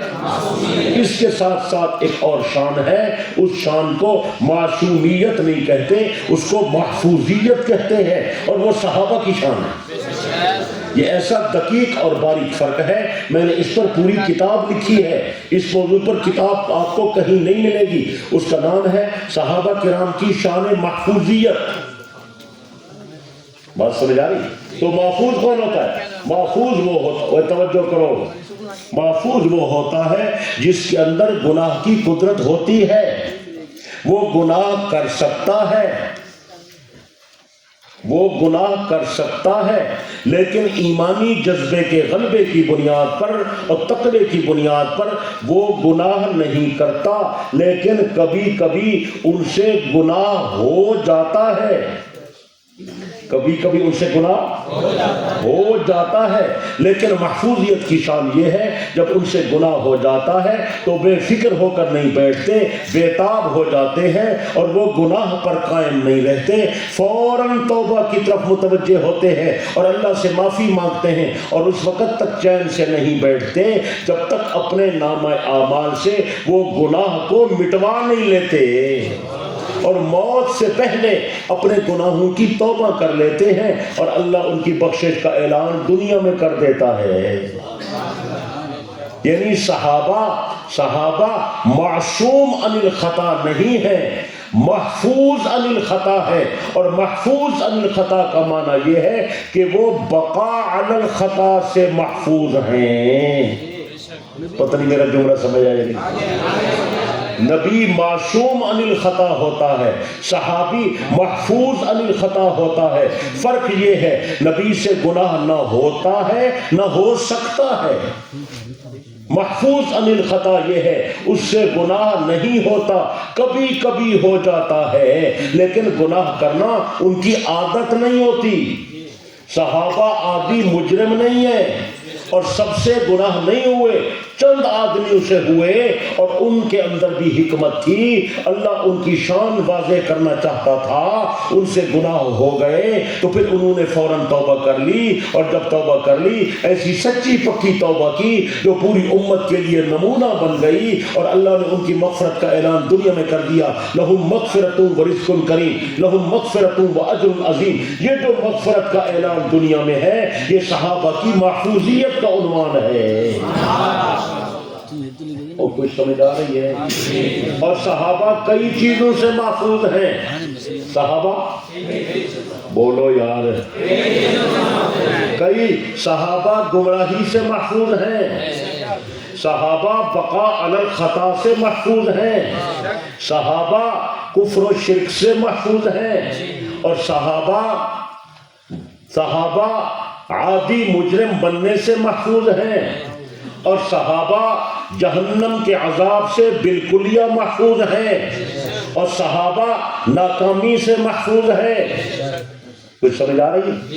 ایک اور بات بتاتا ہوں، صحابہ محفوظ ہیں، لیکن اگر تمام صحابہ کسی مسئلے پر متفق ہو جائیں، تمام صحابہ کا کسی مسئلے پر متفق ہو جانا وہ ایسے قطعی بن جاتا ہے جیسے معصوم کا فیصلہ ہوتا ہے۔ ہمارے اصولیین لکھتے ہیں، متکلمین لکھتے ہیں، تمام صحابہ کا کسی مسئلے پر اجماع یہ قطعی بن جاتا ہے، ایک ایک صحابی تو محفوظ ہے، لیکن جملہ صحابہ من حیث الجماعہ وہ ایسے ہیں جیسے معصوم ہوتے ہیں۔ حضرت شاہ ولی اللہ رحمۃ اللہ علیہ کی قبر کو اللہ ٹھنڈا کرے، انہوں نے ایک عجب بات کی، انہوں نے کہا اللہ نے جہاں کا خمیر نبیوں کے لیے اٹھایا اس کے قریب قریب اللہ نے صحابہ کا جوہر نفس پیدا کیا، اس معصومیت کا جب ان پر اثر پڑا اور جب یہ معصوم کی صحبت میں رہے تو اللہ نے ان کے گناہوں کو بھی مٹا دیا اور انہیں امت کے لیے محفوظ بنا دیا۔ اور میرے عزیزوں اگر صحابہ کو محفوظ نہیں مانو گے تو پھر تمہارا کلمہ محفوظ نہیں رہے گا، پھر تمہارا وضو محفوظ نہیں رہے گا، پھر تمہاری اذان محفوظ نہیں رہے گی، پھر تمہاری نماز محفوظ نہیں رہے گی۔ اگر صحابہ محفوظ نہیں رہے تو تمہارا قرآن محفوظ نہیں رہے گا، تمہاری حدیث محفوظ نہیں رہے گی، تمہارا دینی اور علمی سرمایہ محفوظ نہیں رہے گا، اور تمہارا نبی علیہ السلام کا وہ جو مبارک عمل ہے جو سنت کی غمازی کرتا ہے وہ سنت محفوظ نہیں رہے گی۔ اب تمہارے تک جو دین پہنچے گا کوئی چیز بھی محفوظ نہیں رہے گی، ہر چیز مشکوک ہو جائے گی۔ جرم ان سے ایک ہوا کہ انہوں نے صحابہ کو مشکوک بنا لیا، تو صحابہ کو شک کی نظر سے نہیں دیکھا۔ وہ بات سمجھ آ رہی ہے؟ تمام صحابہ کا فیصلہ اللہ نے دنیا میں کیا، ہمارا فیصلہ مرنے کے بعد ہوگا، صحابہ کا فیصلہ دنیا میں ہو گیا۔ وَأَعَدَّ لَهُمْ جَنَّاتٍ تَجْرِي، اللہ فرماتے میں نے ان کے لیے جنت تیار کر دی ہے، سبحان اللہ۔ اور انہوں نے میں سے کچھ حضرات تو اتنے اونچے ہیں، نبی علیہ السلام نے فرمایا جنت ان کی مشتاق ہے، جنت ان کی کیا بات ہے۔ اور وہ اونچے درجے کے لوگ ہیں جن کا نام زبان رسالت پر آیا، اور آپ نے نام لے کر فرمایا ابو بکر فی الجنہ وعمر فی الجنہ وعثمان فی الجنہ وعلی فی الجنہ وطلحہ بن عبید اللہ فی الجنہ۔ سبحان اللہ، کیسے خوش نصیب لوگ ہیں۔ ابو بکر جنتی ہے، عمر جنتی ہے، عثمان جنتی ہے، علی المرتضیٰ جنتی ہے، طلحہ جنتی ہے، زبیر جنتی ہے، سعد جنتی ہے، سعید جنتی ہے، عبد الرحمن ابن عوف جنتی ہے، ابو عبیدہ ابن جراح جنتی ہے، حبشے والا بلال جنتی ہے، عمار ابن یاسر جنتی ہے، خدیجہ الکبریٰ جنتی ہے، عائشہ صدیقہ جنتی ہے، بلال حبشی جنتی ہے۔ آپ نے فرمایا زمین پر اگر کسی نے جنتی بندے کو چلتا پھرتا دیکھنا ہو تو میرے عبداللہ بن سلام کو دیکھے۔ اور آپ نے فرمایا حسن جنتی ہے، میرا بیٹا حسین بھی جنتی ہے۔ اور جو جنتی ہوتے ہیں، سنو جو جنتی ہوتے ہیں غلط کار نہیں ہوتے، جو جنتی ہوتے ہیں گناہگار نہیں ہوتے، اور جو جنتی ہوتے ہیں ان کے فیصلے غلط نہیں ہوتے۔ بولو، اگر جنتی کا فیصلہ غلط نہیں ہے تو ابو بکر کا فیصلہ فتح والا کیسے غلط ہے؟ اگر جنتی کا فیصلہ غلط نہیں ہے، حضرت عمر کا 20 تراویح کا فیصلہ کیسے غلط ہے؟ اگر جنتی کا فیصلہ غلط نہیں ہے، حضرت عمر کا 3 طلاق پر اجماع کروانے کا فیصلہ کیسے غلط ہے؟ اگر جنتی کا فیصلہ غلط نہیں ہے، جمعہ کی 2 اذانیں حضرت عثمان نے شروع کروائیں وہ کیسے غلط ہے؟ اگر جنتی کا فیصلہ غلط نہیں ہے تو حضرت علی رضی اللہ عنہ نے مسجد کے اندر عید نماز پڑھنے کی اجازت دے دی، یہ فیصلہ کیسے غلط ہے؟ اگر جنتی کا فیصلہ غلط نہیں ہے تو حضرت حسین کا فیصلہ کیسے غلط ہے؟ آؤ ہمارے ساتھ مل جاؤ یار، ہم تو سب کے غلام ہیں، صحابہ کے بھی غلام ہیں، اہل بیت کے بھی غلام ہیں۔ سچ ہے؟ بولو، موضوع نہیں، ایک بات کہہ دو، حسین ہمارے عقیدے کا حصہ ہے، یزید ہمارے عقیدے کا حصہ نہیں ہے۔ یزید تاریخی شخصیت ہے، حسین قرآنی شخصیت ہے۔ حسین کو پیغمبر نے کہا یہ جنتی ہے، سچ ہے؟ حضرت ابراہیم نخعی نے بڑی خوبصورت بات کہی ہے، سونے کے ساتھ لکھنے کے قابل ہے، شبان والے لکھ کر لگائیں۔ حضرت ابراہیم نخعی فرماتے ہیں میں اگر کسی وجہ سے کوئی بات ہو جائے، تحقیق میں مسائل میں آراء ہوتی ہیں، بندہ کسی کی رائے کو لے کسی طرح ہو جاتا ہے، انہوں نے فرمایا اگر میں یزید کے ساتھ ہو جاؤں یا اس کی حمایت کر لوں اور قیامت کے دن پیغمبر مجھ سے پوچھیں کہ تو میرے نواسے کے خلاف تھا، میں پیغمبر کے سامنے کیسے جاؤں گا؟ آپ بتائیں، جا سکتے ہیں؟ یار وہ واقعہ آپ کو آتا نہیں ہے، حضرت حمزہ والا، حضرت حمزہ کو حضرت واشی نے مارا تھا نا، پھر واشی ایمان لے آئے، ایمان قبول ہو گیا، نبی علیہ السلام نے فرمایا واشی تیری توبہ قبول ہے، تو نے میرے چچا کو مارا، تیرا ایمان قبول ہے، جو ہو گیا ختم، لیکن غیب انی وجہ کا، میرے سامنے نہ آیا کرو، میں تمہیں دیکھتا ہوں مجھے چچا یاد آتا ہے۔ یعنی پیغمبر نے معاف کر دیا شرعی تقاضے پر، لیکن ایک محبت کا بھی تو کوئی کرینہ ہے نا، تو وہ کہاں جائے؟ اگر پیغمبر چاچے کے دشمن کو کفر سے توبہ پر معاف کر دیتے ہیں لیکن پھر بھی نہیں، پھر فرماتے میرے سامنے نہ آیا کرو اور اپنے چہرے کو چھپایا کرو، میں تجھے دیکھتا ہوں تو مجھے چچا حمزہ یاد آتا ہے، پیغمبر یہاں یہ فرمائے تو حسین کا قاتل نبی کے سامنے کیسے آئے گا؟ وہ کچھ سمجھ آئیے؟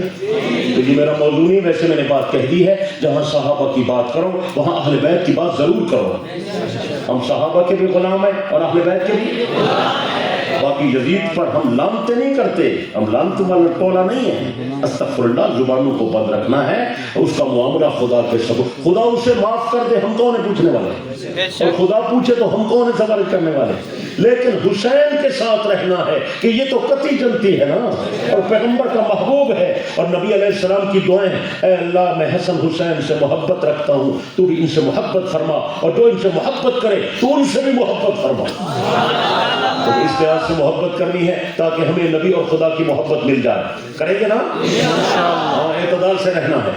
تو بہرحال میں صحابہ کے مقام کی بات عرض کر رہا تھا. میں نے موٹی موٹی بات آپ کو بتائی. صحابہ کا کچھ مقام آپ کے سامنے آیا. امید ہے کچھ نہ کچھ حضرات کا مقام آپ کو سمجھ آ گیا ہوگا. سمجھ آیا ہے؟ جی. نہیں سمجھ آیا؟ جی. اب وہ پیغمبر کی پیش گوئی تو پوری ہونی تھی کہ میری امت میں ایک طبقہ ایسا آئے گا جو صحابہ پر لعنتیں کرے گا. بعد والے لوگ آئیں گے جو پہلے لوگوں کو برا کہیں گے. وَلَعْنَ آخِرُ هَذِهِ الْأُمَّةِ. وہ پوری ہونی تھی نا. اس کا پھر دنیا میں ظہور کیسے ہوا؟ میں ذرا وہ آپ کو تاریخ بتانا چاہتا ہوں. خلاصہ بڑی دردناک تاریخ ہے. سب سے زیادہ مسلمانوں کو جو مقابلہ کرنا پڑا وہ سب سے پہلے دشمن، پہلے معاند وہ یہودی ہیں. کون ہے؟ یہودی. بولو. اسلام کی سب سے پہلے مخالفت کرنے والے، ہمارے نبی علیہ السلام کی دشمنی کرنے والے سب سے پہلے یہودی ہیں. اب یہودیوں کے سامنے دو مذاہب تھے، ایک نصرانیت اور ایک اسلام. انہوں نے سوچا سامنے آ کر ہم مقابلہ نہیں کر سکتے، لہذا کوئی اور چال چلو. انہوں نے ایک چال چلی. انہوں نے دو آدمی تیار کیے. کس نے؟ یہودی نے دو آدمی تیار کیے. پہلے انہوں نے عیسائیوں کے لیے ایک آدمی تیار کیا، اس کا نام ہے پولوس. بھائی کیا نام ہے؟ پولوس. یہودیت میں اس کا نام شاؤل تھا.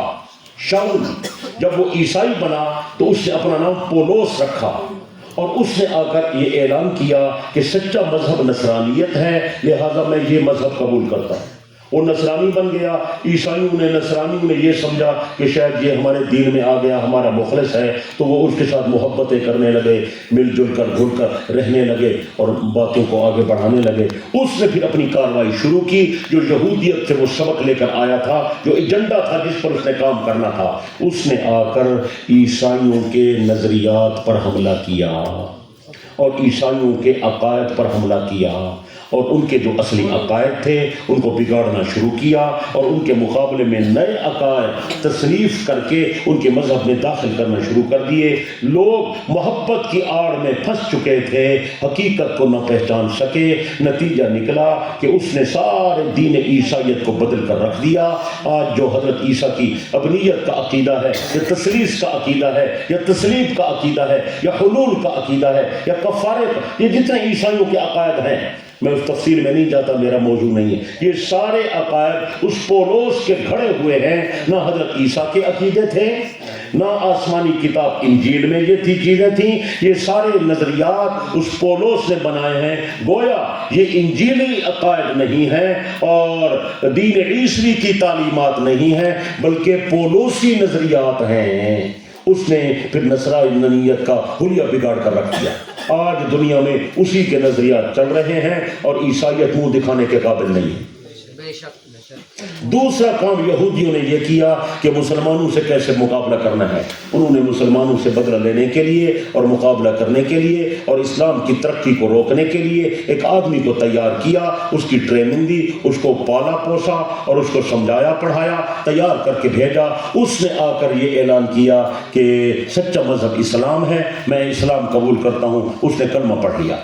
لوگوں نے سمجھا شاید یہ مسلمان ہو گیا. وہ مسلمان نہیں ہوا تھا، وہ تقیہ کیے ہوئے تھا، اندر سے یہودی تھا. اس نے آ کر اسلامی عقائد کو چھیڑ چھاڑ شروع کی اور اس کے اندر اپنے تصنیف شدہ عقائد کو داخل کرنا شروع کیا. سب سے پہلے آ کر اس نے یہ کہا کہ دیکھیں، یہ جو نبی ہوتا ہے نا، نبی، تو نبی کا جانشین بھی اسی کو ہونا چاہیے جو نبی کے خاندان میں سے ہو. اچھا، ایک بات اور قیمتی آپ کو یہاں بتا دوں، وہ بھی بڑی قیمتی بات ہے. ویسے یہودیت پر میرا کام ہے، وہ اگر آپ لیں گے تو بہت فائدہ ہوگا. اس میں نے لکھ دیا، یہ یہودیوں کا نظریہ ہے کہ جو نبی ہوتا ہے وہ ایک ہی خاندان سے آتا ہے، مختلف خاندانوں سے نبی نہیں آتے. یہ یہودیوں کا نظریہ ہے. دوسرے خاندانوں سے نبی، اور بولو نہیں آتے. ایک اور بات آ گئی، وہ بھی بتا دوں یار، وہ بات بڑی قیمتی ہے. یہ جن لوگوں نے ختم نبوت کا انکار کیا اور دشمنی کی، یہ مسلمہ اور باقی یہ جو سارے دجال آئے اور مرزے تک، یہ ایک سلسلہ ہے پورا انکار کا.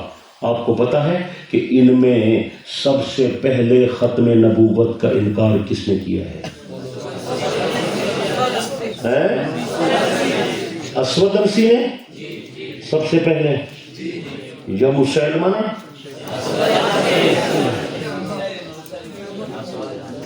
یا آپ جتنے شریک آئے ہیں سب آپ خود مطالعہ کریں، محنت کریں، اور اگر میری زندگی رہی میں انشاءاللہ آؤں گا، اس کا جواب میں اگلے سال آپ سے پوچھوں گا، ٹھیک ہے؟ آپ کے ذمہ ہے؟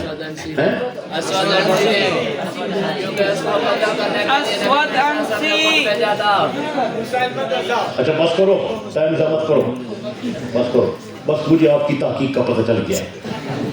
میں آپ کو ایک بات بتاتا ہوں تو وہ بات قیمتی ہے، آپ نے اپنے تک رکھنی ہے، ٹھیک ہے؟ بتاؤ گے کسی کو؟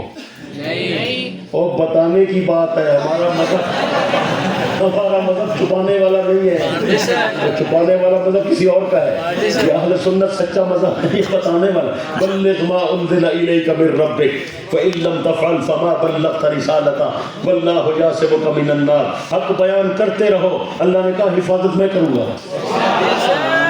بلغوا عنی ولو آیہ، ایک بات بھی ہے آپ نے فرمایا مجھ سے آگے پہنچاؤ گے؟ اس پر پھر میری مٹھائی آپ کے ذمہ ہے، ٹھیک ہے؟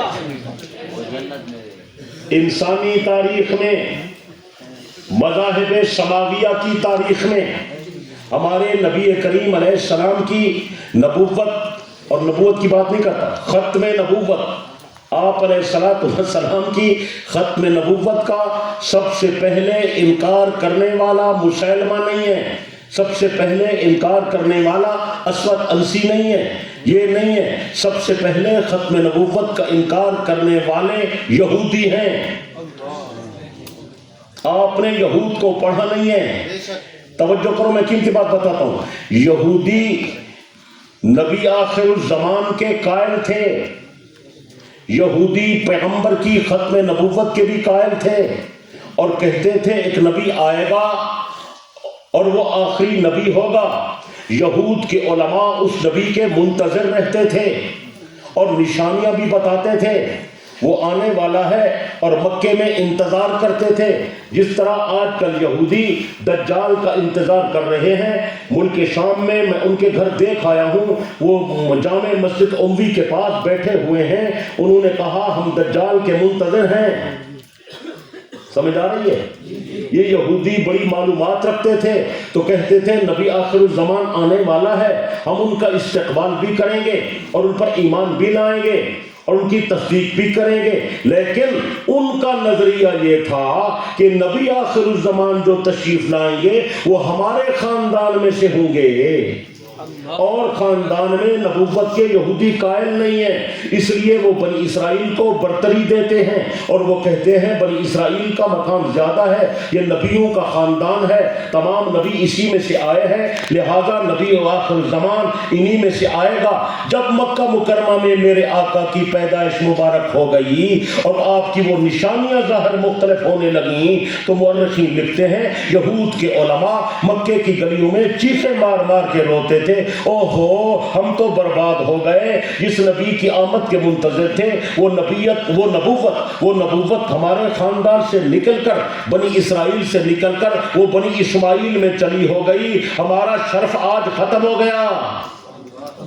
اس بغض اور حسد میں مبتلا ہو کر انہوں نے پیغمبر کی دشمنی اور مخالفت شروع کر دی۔ سب سے پہلے نبی کی نبوت کا انکار کرنے والے بھی اور ختم نبوت کا انکار کرنے والی بھی یہودی ہیں۔ ان کا عقیدہ تھا کہ نبی ایک ہی خاندان میں، بلکہ ایک اور بات بتاتا ہوں، ان کا یہ بھی عقیدہ تھا کہ جو نبی آتا ہے ایک ہی خاندان سے آتا ہے، جس خاندان سے مولانا نبی آتا ہے وہ کہتے تھے نبی کا جانشین بھی اسی خاندان سے آتا ہے۔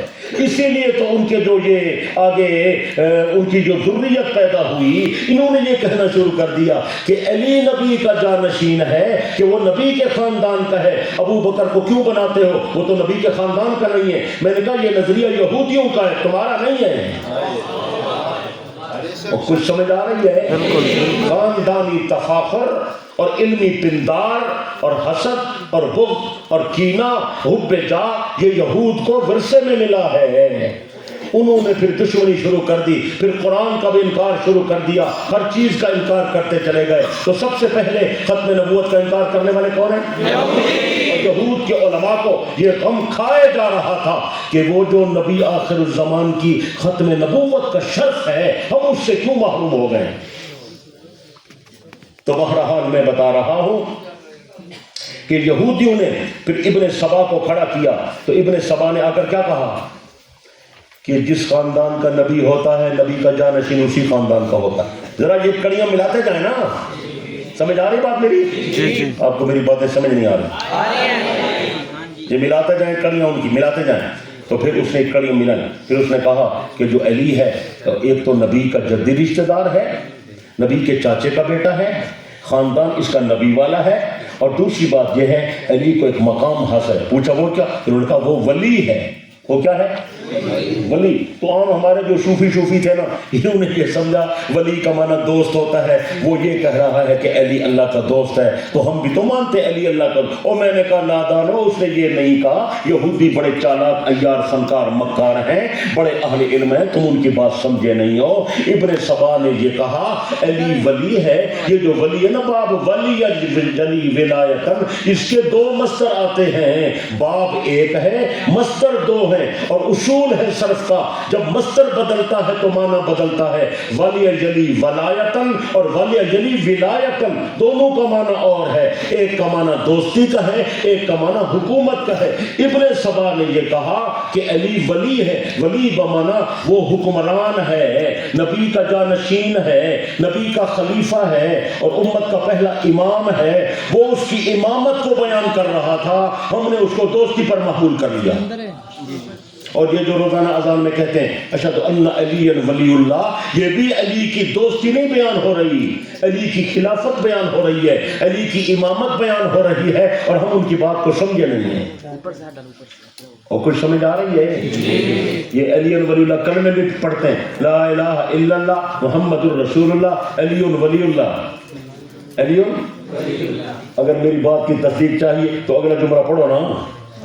آگے کیا کہتے ہیں؟ علی ولی اللہ ووصی رسول اللہ وخلیفتہ بلا فاصل. یہ جو اگلا جملہ ہے یہ اس کی تفسیر ہے.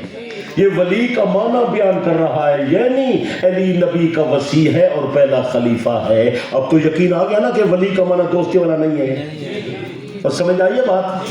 تو وہ اپنے مذہب کا پورا پرچار کرتے ہیں, لیکن ہم جو لوگ ہیں بالکل سادے ہیں, بولے بالے ہیں. ہمارا جو صوفی ہے اس کو فضائل سے علاوہ فرصت نہیں ملتی کہ وہ نظریات کی بات کرے یا نظریات والے علماء کو ٹائم دے, ان سے کچھ معنی پوچھے, مطلب پوچھے, نظریات پوچھے, عقائد پوچھے. اسے بات سمجھ نہیں آئی. اگر اسی بات کو ہی سمجھ لیتے کہ ختم نبوت کا کیا مطلب ہے, اور اسی بات کو سمجھ لیتے کہ ختم نبوت کا معنی کیا ہے اور ختم نبوت کے تقاضے کیا ہے, اللہ کی قسم پھر بھی انہیں سمجھ آ جاتی کہ ان کی جو ولایت کا اور ان کی جو امامت کا عقیدہ ہے یہ ختم نبوت پر ضرب کاری ہے.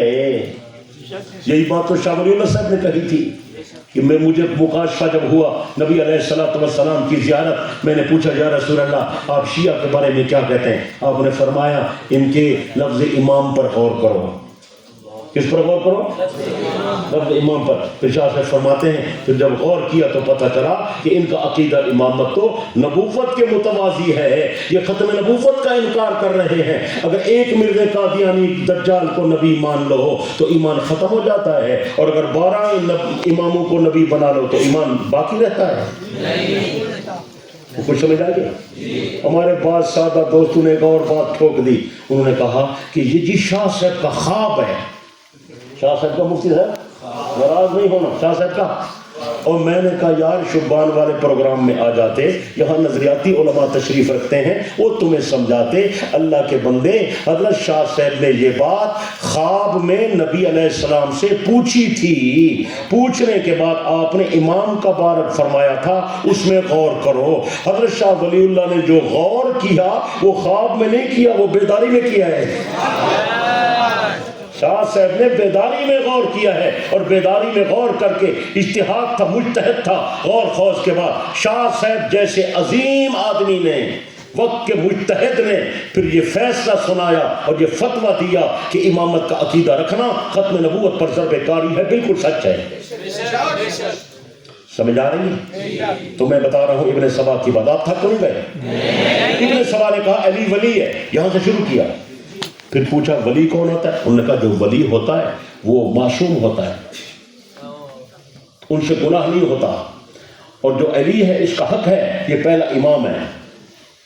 یہ سارے عقائد اس نے آہستہ آہستہ ایسے بنائے اور پھر امت میں پھیلائے، اور پھر کہا علی نبی کا جانشین ہے، اس کا حق ہے، اور پھر کہا کہ علی کو جانشین نہیں بنایا گیا، وہ ابو بکر عمر عثمان تھے روکنے والے، لہٰذا وہ سارے علی کے دشمن ہیں، ظالم ہیں، غاصب ہیں، نعوذ باللہ من ذالک۔ اور کہا ہم انتظار کر رہے ہیں، ہمارا 12واں امام آیا ہوا ہے، وہ آئے گا اور وہ آ کر ان سے انتقام لے گا کہ تم نے علی سے حکومت کیوں چھینی تھی، سمجھ آئیے؟ اور پھر کہا کہ ابو بکر عمر سے بیزاری کا اظہار کیا کرو۔ بیزاری کا اظہار کرنے کا مطلب یہ ہے، کہا کرو کہ وہ ایماندار نہیں ہے، اور کہا کرو ہمارا ان سے تعلق نہیں ہے، اور ہر نماز میں ان پر لعنتیں بھی کیا کرو۔ یہ ابن سبا کا پڑھایا ہوا سبق تھا، اس سے اس کی ایک ایک بات سے پھر عقیدہ بنتا گیا، ولایت کا عقیدہ اور معصومیت کا عقیدہ اور امامت کا عقیدہ اور حضرت علی کی پہلی خلافت کا عقیدہ اور پھر حضرت علی کی برتری کا عقیدہ اور افضلیت کا عقیدہ اور ابو بکر عمر عثمان کے ایمان کے انکار کا عقیدہ اور سب تبرے کا عقیدہ اور بیزاری کا عقیدہ، اور کہا فی الحال یہ باتیں چھپائے رکھو، تقیے کا عقیدہ، سمجھ آ رہی ہے؟ یہ باتیں پھیلتی چلی گئیں۔ حضرت علی رضی اللہ عنہ کا دور خلافت آیا، یہ خبیث اس وقت موجود تھا، حضرت کو پتہ چلا کہ وہ آپ کے بارے میں ایسی باتیں کہتا ہے، تو حضرت نے اس کو بلوایا اور فرمایا تو ایسی باتیں کہتا ہے؟ اس نے کہا میں کہتا ہوں۔ آپ نے فرمایا تیرا میرے بارے میں کیا خیال ہے؟ اس نے کہا میرا آپ کے بارے میں خیال یہ ہے کہ آپ تو الہ ہیں۔ کیا ہے؟ آپ تو خدا ہے۔ حضرت نے فرمایا استغفر اللہ، توبہ کر فوراً توبہ، ورنہ میں تجھے نہیں چھوڑوں گا۔ اس نے کہا میں توبہ کیوں کروں، میرا عقیدہ ہے۔ آپ نے فرمایا جس میرے اوپر الزام ہے، اتہام ہے، جھوٹ ہے، تو الزام لگا رہا ہے۔ اس نے کہا اتہام نہیں ہے، اصل بات یہ ہے کہ آپ نے تقیہ کیا ہوا ہے، آپ نے بات چھپائی ہوئی ہے، آپ حقیقت بتاتے نہیں ہیں۔ میں نہ بتاؤں تو لوگوں کو کیسے پتہ چلے گا کہ علی خدا ہے؟ حضرت نے فرمایا توبہ کرو ورنہ میں تمہیں آگ میں جلا دوں گا۔ سنو سنو سنو، آپ نے فرمایا توبہ کرو ورنہ میں تجھے آگ میں جلا دوں گا۔ تو ابن سبا نے کہا اگر آپ مجھے جلاتے ہیں تو مجھے تو اور یقین آ گیا، پکا ہو گیا میرا یقین کہ آپ واقعی خدا ہیں، کیونکہ سزا، آگ کی سزا دینا اللہ کا کام ہے، اگر آپ دیتے ہیں تو مطلب ہے آپ واقعی الہ ہیں۔ تمام سنی شیعہ کتابوں میں لکھا ہوا ہے۔ پھر حضرت علی رضی اللہ عنہ فرماتے ہیں میں مجبور ہو گیا کہ اس کو زمین پر زندہ چھوڑنا بالکل جائز نہیں ہے۔ حضرت نے اس کو پکڑوایا، اس کے ہم نوا 70 آدمی تھے، ان کو بھی پکڑوایا، اور جو حضرت علی کو الہ کہتے تھے سب کو حضرت نے آگ میں جلا دیا۔ اس ابن سبا کو علی نے آگ میں شکر ہے جلا دیا تھا، اگر یہ رہتا تو پتہ نہیں امت میں کتنی بے حیائی، کتنی گمراہی اور کتنا کفر اور زندقہ پھیلتا۔ تو بہرحال اس کے پھیلائے ہوئے نظریات بصرہ میں، شام میں، عراق میں، کوفہ میں، مختلف علاقوں میں پھیل چکے تھے۔ پھر وہ پھیلتے پھیلتے آگے پورا مذہب بن گیا، اسی مذہب کا نام ہے مذہب تشیع۔ اس کو امامیہ بھی کہتے ہیں، شبائیہ بھی کہتے ہیں، تشیع بھی کہتے ہیں، اور یہ چونکہ امامت کے قائل ہیں اس لیے ان کو امامیہ بھی کہتے ہیں، اور 12 اماموں کے قائل ہیں اس لیے ان کو اثنا عشریہ بھی کہتے ہیں۔ اور بھی کچھ سمجھ آ رہی ہے؟ اور یہ جو اسماعیلیہ ہیں ہمارے شمالی علاقہ یہ بھی امامت کے قائل ہیں، نمازیں شمازیں بالکل نہیں پڑھتے، اپنے امام کو خدائی صفات کا حامل سمجھتے ہیں، ان کے تمام عقائد و نظریات ہم سے مختلف ہیں، اور امامیہ کے بھی تمام عقائد و نظریات مختلف ہیں۔ 2-3 عقائد و نظریات کا میں تعارف کرانا چاہتا ہوں، وہ ضروری ہے، توجہ ہے؟ اہل سنت کے اصول عقائد 3 ہیں بھائی، کتنے ہیں؟ توحید، رسالت، آخرت، ہے نا؟ ان کے اصول عقائد 5 ہیں: توحید، عدل، نبوت، امامت، قیامت۔ ذرا وضاحت کرنا چاہتا ہوں تاکہ آپ کو پتہ چلے، یہ اتنا گہرا مذہب ہے آسانی سے سمجھ نہیں آتا۔ حضرت مولانا محمد منظور نعمانی صاحب فرمایا کرتے تھے مجھے 70 سال کے بعد رافضیت سمجھ آئی ہے، اتنی جلدی نہیں سمجھ آتی۔ اصول عقائد کتنے ہمارے؟ 3، ان کے 5۔ پہلے توحید ہے، یہ توحید کا نام لیتے ہیں، یہ توحید کو ایسے مانتے ہیں جیسے یہودی مانتے ہیں۔ یہودیوں نے عزیر کو خدا کا بیٹا کہا تھا، یہودیوں نے بچڑے کی پوجا کی تھی، یہودی اپنے علماء کو خدائی صفات کا حامل سمجھتے تھے، یہودی شرک کرتے تھے، عیسائی شرک کرتے تھے۔ قرآن نے ان کو دعوت دی، تعالوا الی کلمۃ سواء بیننا وبینکم، آؤ تم توحید کے دعوے دار ہو، اس توحید پر اکٹھے ہو جاؤ۔ لیکن وہ اکٹھے کیسے ہو سکتے تھے؟ نام توحید کا تھا، اندر سے شرک تھا۔ یہ بھی توحید کا نام لیتے ہیں، اندر سے شرک ہے۔ خدا کی صفات اپنی اماموں میں تقسیم کرتے ہیں، علی نور اللہ ہے، علی ید اللہ ہے، علی عین اللہ ہے، علی عالم ما کان و ما یکون ہے، علی حاضر ناظر ہے، علی مشکل کشا ہے، علی حاجت روا ہے، علی قسیم الرزق ہے، اور علی کو اختیار ہے، جب چاہے نبی کی بیویوں کو طلاق دے دے۔ خدا اماموں سے پوچھتا ہے رہنا چاہتے ہو یا نہیں رہنا چاہتے، اور اللہ تعالیٰ کبھی کبھی بھول بھی جاتا ہے، اس کو پتا ہوتا ہے۔ ہمارے امام تو بھولتے بھی نہیں ہیں، تو پھر عقیدہ توحید باقی رہا نہیں۔ اس کے ساتھ ایک اور عقیدہ میں نے بتایا، اس کا نام کیا ہے؟ عدل۔ عدل بمعنی انصاف، ان کا عقیدہ ہے اللہ پر لازم ہے کہ وہ انصاف کرے۔ ہم اہل سنت کا عقیدہ ہے اللہ پر کوئی چیز لازم اور واجب نہیں ہے۔ یہ کہتے ہیں اللہ پر واجب ہے اللہ انصاف کرے، تو میں نے کہا وہ کیا انصاف؟ کہا پہلا انصاف یہ ہے کہ دنیا ظلم اور عدل جس سے کفر سے بھری ہوئی ہے، ان کی ہدایت کے لیے اللہ 12 امام بھیجے۔ یہ عدل کا لازمی نتیجہ ہے کہ اللہ نے 12 امام بھیجے، اور اللہ پر لازم ہے کہ وہ علی کی مظلومیت میں علی کا ساتھ دے اور ظالموں سے انتقام لے۔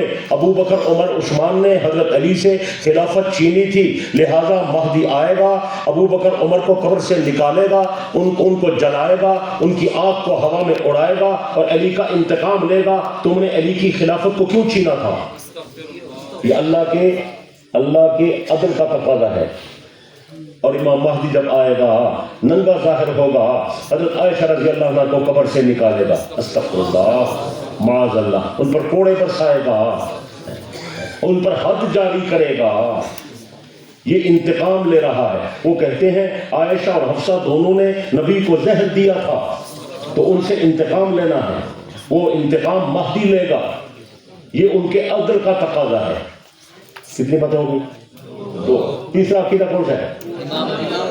نبوت۔ نبوت کا درجہ کم ہے، ان کے ہاں امامت کا درجہ زیادہ ہے۔ نبی کے ہاتھ پر معجزہ ظاہر ہوتا ہے اور امام کے ہاتھ پر بھی معجزہ ظاہر ہوتا ہے، لیکن دونوں میں فرق ہے۔ نبی کے ہاتھ پر جب نبی چاہے معجزہ ظاہر نہیں کر سکتا، اللہ جب چاہتا ہے معجزہ ظاہر ہوتا ہے، اور امام جب چاہتا ہے نبی کے ہاتھ پر معجزہ ظاہر کر دیتا ہے۔ امام خود جب چاہتا ہے اپنا معجزہ ظاہر کر، یعنی معجزہ نبی کے اختیار میں تو نہیں ہے، معجزہ امام کے اختیار میں ہے۔ تو پھر امام کا درجہ زیادہ ہو گیا نا، بولیں۔ اور پھر ان کی ایک اور اصطلاح چلتی ہے، وہ اصطلاح ہے 12 امام اور 14 معصوم۔ 12 امام اور 14، تو 12 امام تو یہی ہیں، علی، حسن، حسین، زین العابدین، محمد باقر، جعفر صادق، موسیٰ کاظم، علی رضا، محمد تقی، علی نقی، حسن عسکری، محمد مہدی۔ یہ 12 تو یہ ہو گئے، تو 2 اور ہیں 14 پورے کرنے ہیں نا معصوم۔ وہ ایک نبی علیہ السلام ہیں اور ایک سیدہ فاطمہ ہیں، وہ بھی معصوم ہیں۔ حضرت جبرائیل آتے تھے، بی بی فاطمہ سے باتیں کرتے تھے، وہ ایک صحیفہ تیار ہو گیا، اس کو مصحف فاطمہ کہتے ہیں۔ کوئی سمجھ آ رہی ہے؟ یہ ان کے عقائد و نظریات ہیں۔ تو نبوت کا یہ حال ہے۔ امامت نبوت سے بالاتر چیز ہے، نبوت کم درجے کی چیز ہے۔ علی کا مقام، یہ ان کا متفق علیہ عقیدہ ہے کہ حضرت علی کا مقام تمام نبیوں سے زیادہ ہے اور ہمارے نبی علیہ السلام کے برابر ہے۔ یہ ان کا عقیدہ ہے، آپ کو پتہ ہونا چاہیے۔ تو یہ نبوت کے ساتھ امامت ہو گئی، اور اس کے ساتھ اور کیا ہے جی؟ قیامت۔ 5واں کیا ہے؟ ایک بات بتاؤں، کیوں پتہ لگے امامت کو بتا نہیں دیا؟ توحید کے ساتھ عدل، نبوت کے ساتھ امامت، 4 ہو گئے نا، تو 5واں کون سا ہے؟ قیامت. قیمتی بات بتا رہا ہوں, وہ آخرت کے قائل نہیں ہیں, قیامت کے قائل ہیں. آخرت کے قائل نہیں ہے, وہ کس کے قائل ہیں؟ قیامت. ہمارا عقیدہ یہ ہے بندہ جب مر جاتا ہے وہ دوبارہ دنیا میں, آپ کو شک ہے؟ نہیں آتا. تو بندہ واپس ہے نہیں. مرنے کے بعد جو مر جاتا ہے واپس آتا ہے. لیکن ان کا عقیدہ اس قیامت اور آخرت کے عقیدے پر ضرب کاری ہے, جیسے توحید پر عدل ضرب کاری ہے, جیسے نبوت پر امامت ضرب کاری ہے, ایسے عقیدہ قیامت آخرت کے اوپر ان کا ایک عقیدہ ضرب کاری ہے. اس عقیدے کا نام رجعت ہے. رجعت کا معنی یہ ہے حضرت علی فوت نہیں ہوئے, دوبارہ آئیں گے. حضرت امام حسن حسین دنیا میں دوبارہ آئیں گے. دوسرا ایک بات بتاؤں, یہ وہی بات ہے جو ہندو کہتے ہیں. ہندو کیا کہتے ہیں؟ اس کو, اس کا کیا نام ہے؟ نہیں, ان کے عقیدے کا نام کیا ہے؟ تناسخ. میں نے رسالے میں لکھا ہے, کیا نام ہے؟ تناسخ. اس کا نام ہے تناسخ. کیا نام ہے؟ اس کے دو نام ہیں بلکہ, ایک نام ہے تناسخ, ایک نام ہے آواگون. ہندو کا عقیدہ بندہ جب مر جاتا ہے واپس دنیا میں آتا ہے, دوبارہ جنم لیتا ہے. اگر اچھے کام تھے تو اچھا بن کر آئے گا. کیا بن کر آئے گا؟ اگر برے کام ہے تو برا بن کر آئے گا. اگر پہلے عام آدمی تھا, اچھے کام کیے, پھر جب آئے گا ماشاءاللہ پڑھا لکھا بن کر آئے گا. پھر جب آئے گا افسر بن کر آئے گا. اور اگر برے کام کرے گا تو پھر انسان تھا تو پھر وہ بکری بن جائے گا. پھر برے کام کرے گا تو پھر بندر بن جائے گا, پھر کتا بن جائے گا. یہ ان کے نظریات ہیں. تو ان یاروں نے بھی نظریہ بنایا کہ ہمارے بندے بھی دوبارہ دنیا میں آئیں گے, دوبارہ جنم لے. ایک اور بات بتاؤ, صرف ائمہ نہیں, وہ کہتے ہیں ہمارے سارے شیعہ دوبارہ پیدا ہوں گے. بلکہ ایک اور بات بتاؤں, وہ کہتے ہیں یہ سارے تم لوگ سنی بھی دوبارہ ہوگے. میں نے کہا وہ کس لیے؟ کہتا ہے وہ امام تو ڈنڈے مارنے آئیں گے تو ڈنڈے کھانے والے بھی تو ہوں نا, تو تمہاری پٹائی کرنی ہے انہوں نے. استغفر اللہ. علامہ ہنسنے کی باتیں یاد یا رونے کی باتیں, کتنے برے عقائد ہیں. تو پھر آپ اندازہ کریں کہ اسلام کے عقائد کا انہوں نے حلیہ کیسے بگاڑا. سمجھ آ رہی ہے؟ تو ان کی تمام چیزیں, ہر چیز ہم سے الگ تھلگ ہے. کلمے سے لے کر وضو تک, نماز سے لے کر جنازے تک, پیدائش سے لے کر موت تک, کسی چیز میں ہمارا اشتراک نہیں ہے. ہر چیز میں اختلاف ہے. وضو الگ ہے, وضو اور اذان اور نماز اور کلمہ اور قرآن اور کتابیں اور فقہ. گزشتہ سے پیوستہ سال میں عمرے پر تھا تو وہاں حرم میں ہمیں ایک ملنگ مل گیا. میں نے کہا تو کیسے ہے؟ کہتا میں جی ادھر عمرہ کرنے آیا ہوں. میں نے کہا تمہارا عمرہ کیسے ہے؟ اور چلتے حرم. کہتا نہیں تم جاؤ, ہم تو احرام باندھ کر رات کو جائیں گے, تو اگر دھوپ کی روشنی ہمارے احرام پر پڑ جائے ہمارا تو احرام ٹوٹ جاتا ہے. میں کہ شکر ہے اس میں بھی الگ ہو گئے, کسی چیز میں ہمارے ساتھ نہیں ہے. وہ بات کچھ سمجھ آئی ہے؟ تو میرے عزیزوں, اصل میں یہ سارے انکار کی شکلیں ہیں, بلکہ الحاد کی شکلیں ہیں. کس کی شکلیں ہیں؟ الحاد ایک بیماری آئی ہوئی ہے, اور وہ اس کے اندر کئی شکلیں ہیں اور کئی صورتیں ہیں. کبھی تو وہ انکار کی صورت ہوتی ہے, اور کبھی اقرار کی شکل میں اندر اس کی اندر جو ہے انکار کی شکل ہوتی ہے, اور کبھی ان کی تعبیرات الگ ہوتی ہیں. کبھی وہ مسلمات کا انکار کرتے ہیں, کبھی متواترات کا انکار کرتے ہیں, کبھی مسلمہ شخصیات کا انکار کرتے ہیں. یہ سارا الحاد کا ایک تسلسل ہے, سارا فتنہ فساد ہے. دعا کرے اللہ پوری امت کو بچائے. تو یہ اس حوالے سے یہ آئے ہوئے یہودیت والا رسالہ بھی, ہاں بلکہ الحاد پر بھی رات میرا رسالہ آیا ہوا تھا. یہ الحاد پر میں نے مختصر آسان تعارف لکھا ہے, پڑھیں کہ آپ کا دل ٹھنڈا ہو جائے گا.